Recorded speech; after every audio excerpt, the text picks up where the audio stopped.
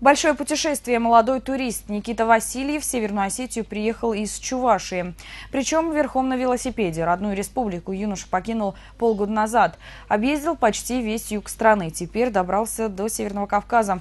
С собой у путешественника только самое необходимое. Все, кроме денег. Расчет на отзывчивость местных жителей. С необычным туристом познакомилась Юлия Филатова. Вот мое снаряжение. Все просто. Котелок, палатка. Теплые вещи, зимние, атлас и, конечно, самое главное, это флаг Чувашии, без которого я нигде не езжу. Ничего лишнего, только самое необходимое. Никита Васильев показывает свои походные принадлежности. На случай ночевки, что называется, в формате Open Air, палатка и приспособления для розжига костра. В этот раз путешественнику повезло. Во Владикавказе Никиту у себя разместила семья Селезневых. Они уже не в первый раз принимают у себя каучсерферов. Говорят, помочь человеку несложно, да и бояться тут совершенно нечего. Эти люди останавливаются постоянно либо в своей палатке, либо под открытым небом. Если они не боятся находиться наедине с природой и с проезжающими мимо людьми, то почему мы должны бояться разрешать останавливаться ему себя?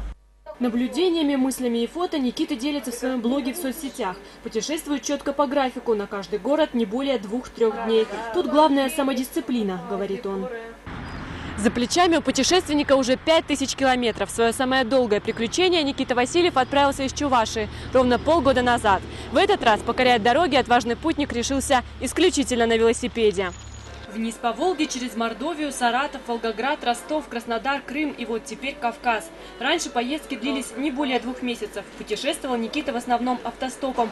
Так побывал в Белоруссии, Крыму и Украине. Теперь сосредоточился на изучении своей страны. 1000 километров без копейки денег. Говорит, так совсем иначе смотришь на мир. Общение решает все. Именно от того, насколько местные жители окажутся приветливыми и отзывчивыми, зависит картинка, которая останется в памяти. Моя сейчас основная цель – это донести до наших жителей Чувашии, средней полосы, о том, какой он Кавказ на самом деле. Не какой он из новостей, потому что зачастую новости не очень хорошие из Кавказа. Вот я хочу показать, что здесь все наоборот, что здесь люди гостеприимные, добрые. Следующие пункты – Чечня и Дагестан, затем Грузия. На зимовку Никита поедет в теплый Азербайджан. Конечной точки пока нет, признается он. Путешествовать намерен до тех пор, пока не надоест. Юлия Филатова, Александр Алексеев. Вести, Алания.